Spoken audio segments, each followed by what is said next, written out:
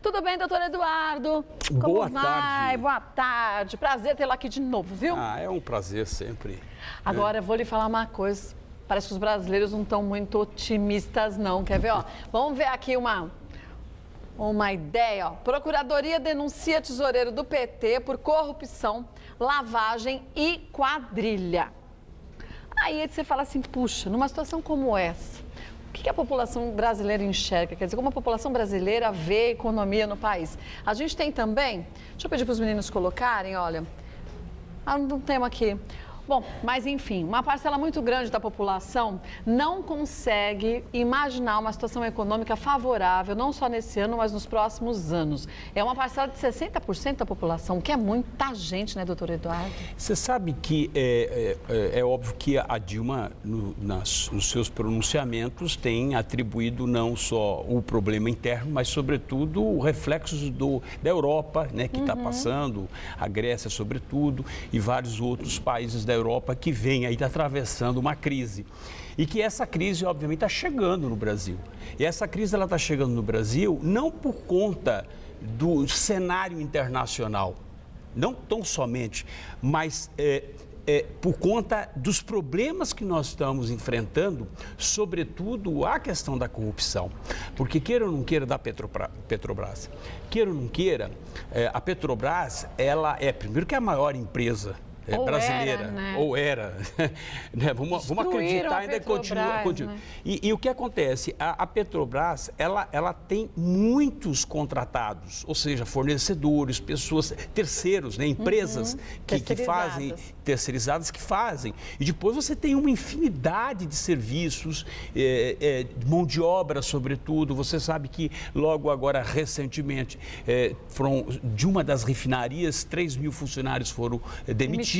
Então, isso é um reflexo. Isso, na verdade, é uma bola de neve. Ou seja, o que acontece? Vai criando... Nós já estamos em estado de recessão. Aliás, eu acho que nem já estado de recessão. Nós já estamos... disso, né? Já estamos em recessão, propriamente dito. Né? E eu acho que nós temos outros problemas que vão atingir diretamente o Brasil, porque o Brasil não se preparou. Então, mas se a gente viu que os Estados Unidos, que é um país que...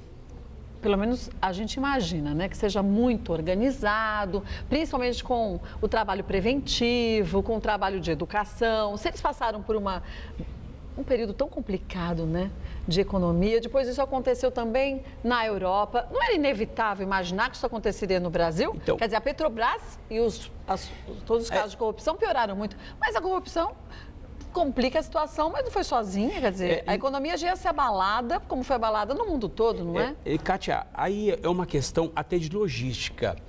Logística que eu estou dizendo é preparar o Brasil. O Brasil não foi preparado nessas últimas 2 décadas, não foi preparado. Então, o que nós temos que vai realmente piorar muito a economia, não só do Brasil, mas sobretudo do mundo?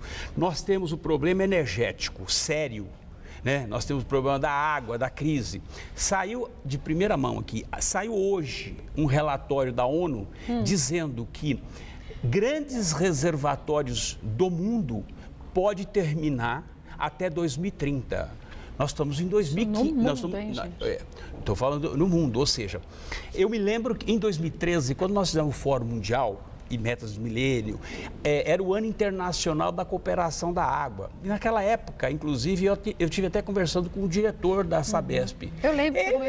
Eles não quiseram nem saber. Então, o problema começou bem antes disso e daí mais ainda, né? Então, o problema aqui da situação econômica e financeira do país, ele é em cadeia. Ou seja, se você tem um problema energético, dominó, é óbvio. Já estão dizendo, ou seja, você sabe que no Rio de Janeiro, por exemplo, o governador já quer modificar algumas empresas que fazem captação de água que eu digo água doce, né? E não água doce para poder fazer um trabalho, já está querendo fazer, na verdade, todo um remanejamento, diminuir a produção.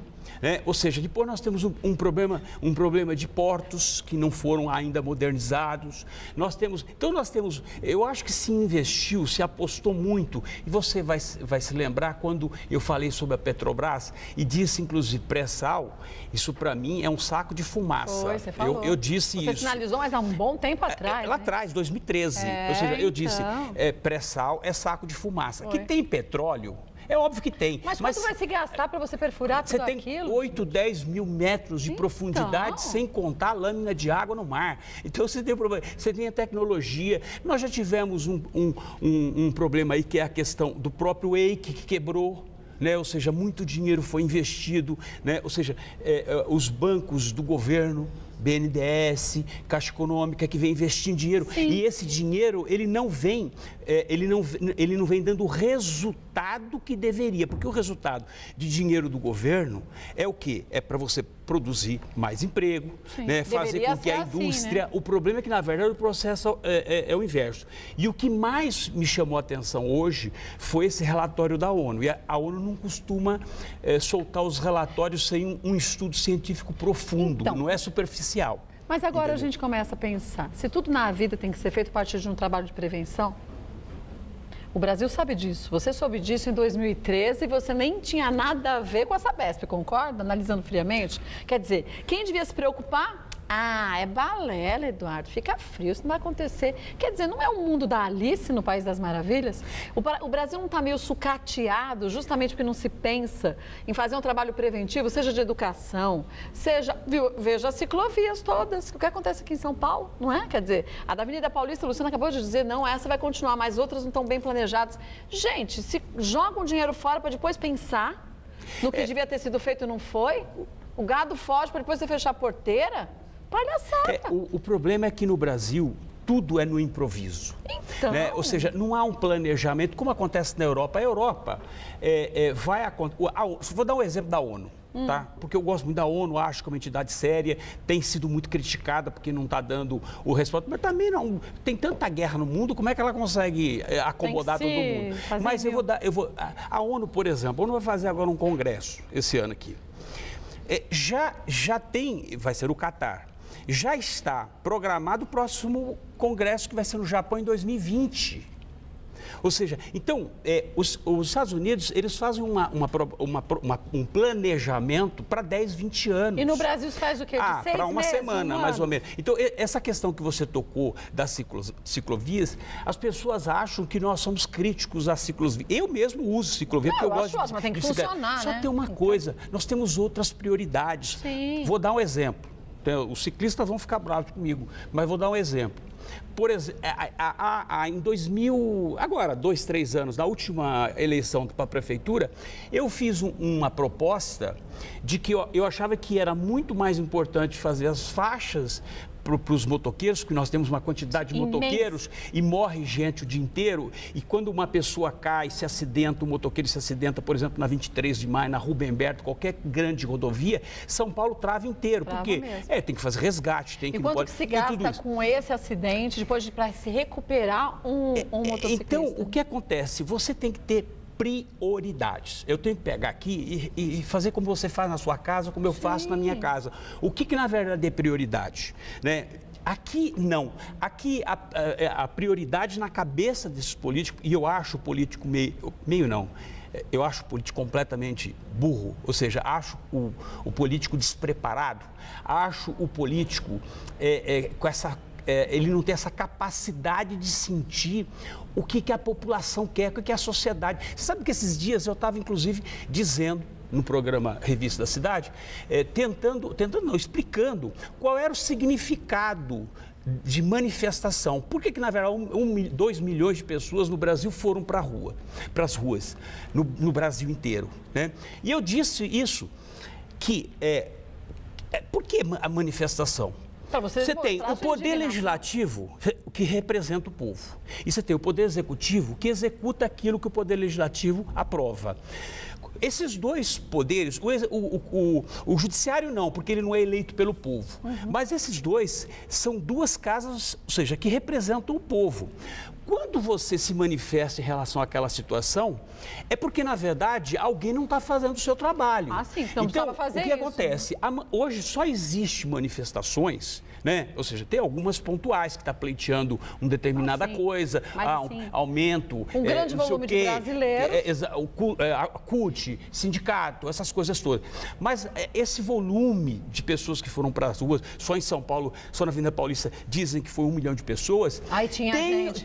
É uma simbologia. Sim. Eles estão dizendo o seguinte, não é porque aqui quer impeachment, que quer golpe de Estado, que quer, na verdade, intervenção militar, porque fazem uma confusão, porque ninguém sabe o que é golpe militar, o que é, na verdade, intervenção militar e a questão do impeachment. Mas será que a intenção não é justamente tirar o foco principal? Então, uma vez que a gente abre um leque para essas coisas, você fala, não, mas isso eu não concordo, é que imbecilidade, é que isso, que é aquilo. Você tira o foco principal, que é justamente a gente mostrar para aqueles poderes que a gente não está sendo bem trabalhado e a gente colocou as pessoas ali e foram escolhidas de uma forma errada, porque não dão continuidade ao que disseram que iam fazer?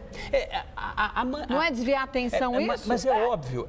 Em 2013, nós tivemos o mesmo exemplo. Ou seja, o Collor, por exemplo, caiu com uma quantidade muito menor de pessoas que foram para as ruas agora, muito menor. Agora, por quê? Porque, na verdade, naquela época, o Collor não tinha sustentação do Congresso. Por que o impeachment hoje? O impeachment é viável? Não.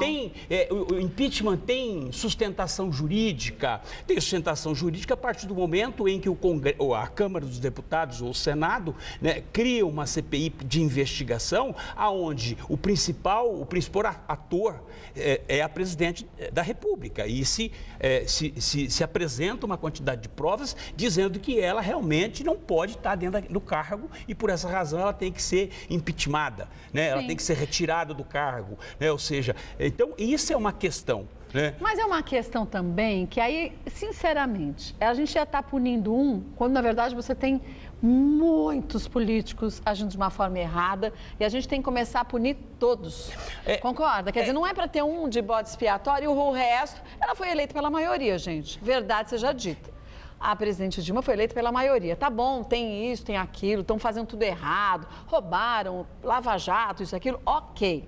Só que isso que acontece. Eu acho que isso vai mostrar que a gente tem que ficar de olhos abertos, a gente tem que cobrar. Concorda? Você acha que os partidos vão querer que o impeachment seja feito? Sinceramente. Mas, Kátia, o problema não é impeachment, o problema é golpe de Estado. E golpe de Estado, as pessoas têm que ter isso muito claro, porque golpe de Estado é tirar o poder da presidente, ou seja, fechar o Congresso, né, tirar a presidente do poder à força. Esse é o golpe de Estado. Isso, na verdade, e vou falar para você, alguns que estão aí sustentando, e que eu respeito, acho que a liberdade de expressão todo mundo pode expressar, nem tem jeito para fazer isso, sabe por quê? Porque se você pegar quem deu golpe em 64, ou morreu, ou na verdade está com Alzheimer, ou está em cadeira de roda, porque essa moçada que está aí agora, hoje assumindo, não tem nem experiência com isso. Acha que é fácil. E nem se permite fazer isso. Você tem outra forma de dar golpe de Estado, dar um golpe, por exemplo, nas urnas.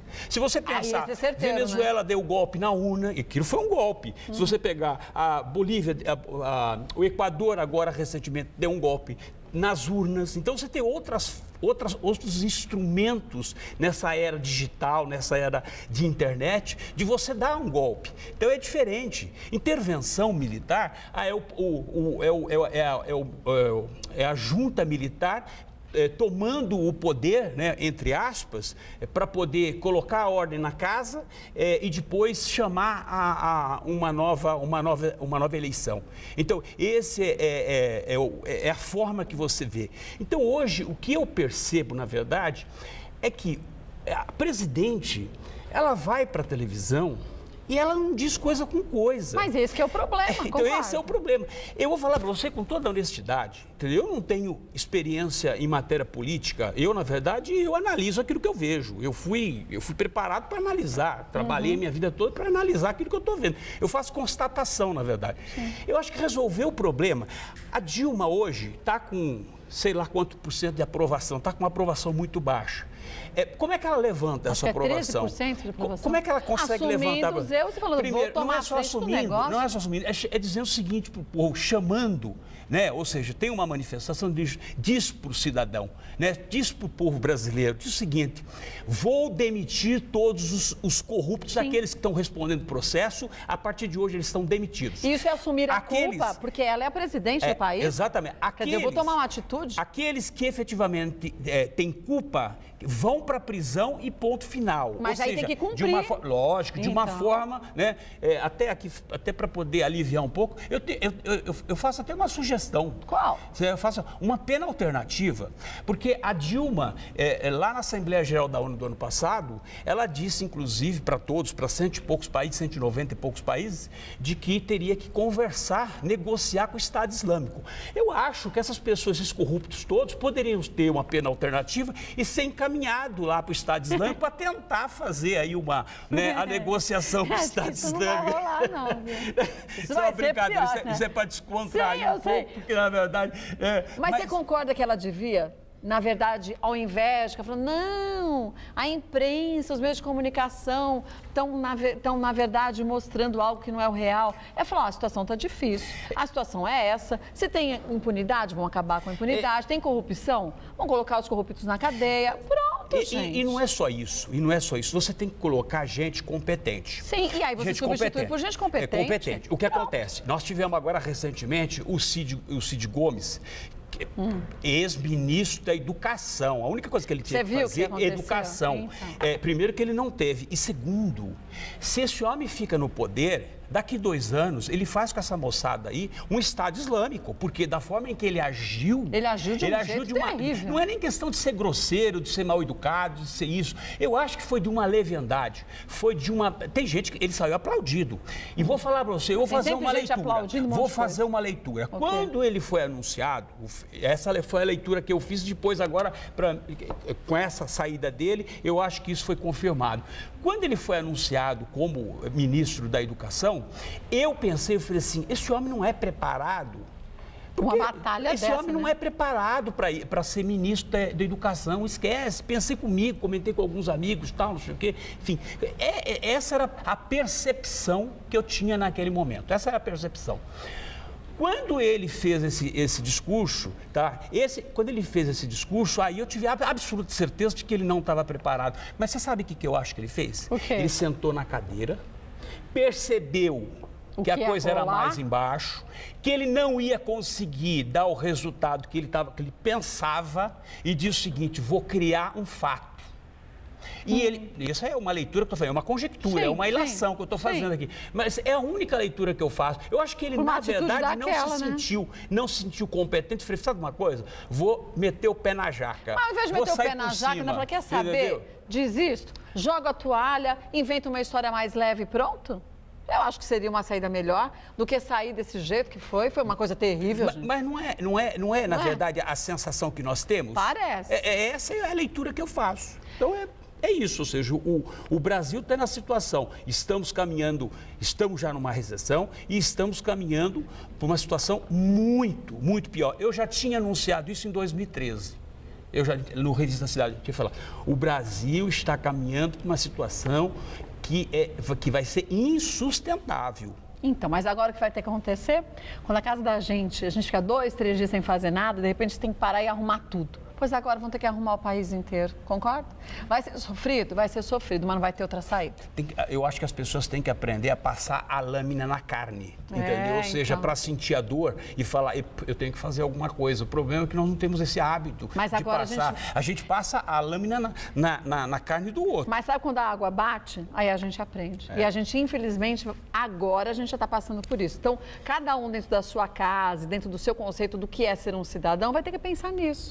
A carne já está sendo cortada, de que jeito cada um vai se impor, e eu espero de coração mesmo, não votei nela, mas espero que a nossa presidente tenha uma atitude diferente, porque aí sim vai mostrar que a maior parte dos brasileiros fez uma boa escolha, concorda? Olha, simplesmente perdemos o controle, eu achei que fosse uma coisa, vai ser outra, a situação vai ser difícil, vou fazer o melhor, vamos acabar com a corrupção, concorda? Todos que foram foi dito que roubaram, que agiram de má fé, isso e aquilo, operação Lava Jato, operação isso, operação aquilo, se for comprovado que roubou e desviou dinheiro, vai ser preso. Vai ter uma medida judiciária e pronto, e faz valer. Mas para fechar, eu vou fazer aqui é a leitura que eu faço em relação ao Brasil. O Brasil, depois de toda essa corrupção, sem ser pessimista, porque eu na verdade faço constatação, eu tenho que fazer, é o que eu falo, eu coloco o cadáver lá, eu coloco o cadáver e faço uma radiografia de o que aconteceu, do que ele morreu. Eu acho que o Brasil, para começar a melhorar, vai levar o mesmo tempo que os militares que nós levamos para poder tirar. Nós vamos levar 2 décadas para recuperar a Petrobras, nós vamos levar 2 décadas para recuperar esse país politicamente, né, juridicamente, porque hoje nós estamos numa situação bastante delicada, nós estamos na linha limítrofe. Mas entendeu? Isso se a gente começar já, né? Agora. Porque quanto tem mais tempo demorar, mais tempo para a gente ver esse país organizado. Vou passar os contatos do doutor Eduardo César Leite, que é advogado. Pode entrar em contato com ele através do Facebook, que é Eduardo César Leite. E lá você tem as informações. E também sempre no Revista da Cidade, né, doutor? Sempre. Estou informando lá às terças-feiras com a Regiana, hein? Aquela pessoa maravilhosa. E você faz tempo já. Eu estou desde 2012. Então eu sei. A gente conversa na maquiagem. Não dá para a gente perder tempo, não, na vida. Obrigada. Tchau, sucesso tudo bom. sempre, Obrigado, viu? Para nós.